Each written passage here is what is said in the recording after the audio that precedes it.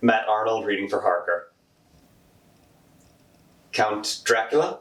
I am Dracula, and I bid you welcome, Mr. Harker. Come in. The night air is chill. You must need eat and rest. The trip is arduous, but the destination worthwhile. I have brought the information you requested regarding the properties in London. In addition, my superior, Mr. Dawkins, recommends Mr. Harker, Yes.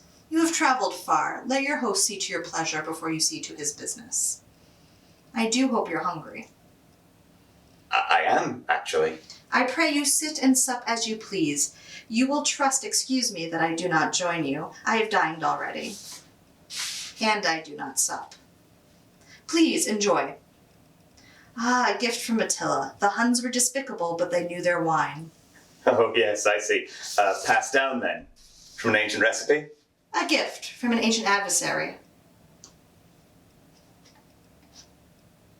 Won't you join me, then? Won't you join me, then? Pardon? My apologies, Mr. Harker, but I must study you. I must learn your ways. How is it? Delicious. Yes. You don't partake? Of wine? Yes. No, not of wine.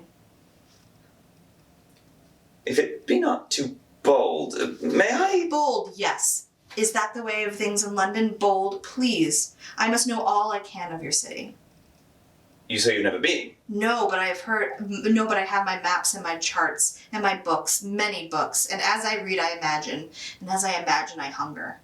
London is a fine city. More to the point, friend, it is a crowded city.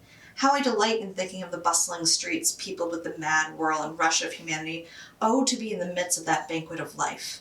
I think, enjoy the country, the open spaces, the riding, the hunting. You hunt, do you? When time allows. And pray, what do you hunt? Bear, elk, the occasional deer. Knife or bow? Both, actually. I shall like you, Mr. Harker. I, too, enjoy the occasional deer. We are fighters, you see. We Carpathians have bravery and conquest in our veins. It is no wonder that when the Magyar, the Lombard, the Avar, or the Turk poured his thousands upon our frontier, we drove them back. Legion after legion, they came for our land, and we sentenced them to heaven instead. We are a fierce people, Mr. Harker, with a wealth of victories like the Habsburgs and Romanovs will never know. You speak with the passion of one who was there. My dear Mina, what a place I am in. Mr. Dawkins never let on what a grand job he had assigned to me. I must thank him upon my return. The carriage came as scheduled. The coachman loaded my things in silence and took off into the night. The cold air was pierced by that thrilling call of wolves, seemingly hundreds of them. And in fact, when I lit a match to look at my watch, the reflection on the carriage window gave the illusion of hundreds of pairs of red eyes staring from the hillsides around me. It gave me such a thrilling fright.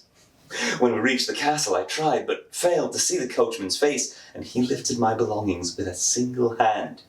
When I mentioned the swiftness of the horses, all he said in reply was, "The dead travel fast."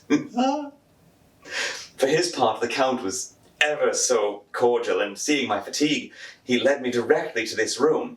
It is well appointed, not unlike a home in England, except for the complete absence of mirrors. We could learn, I'm sure, from this noble absence of vanity.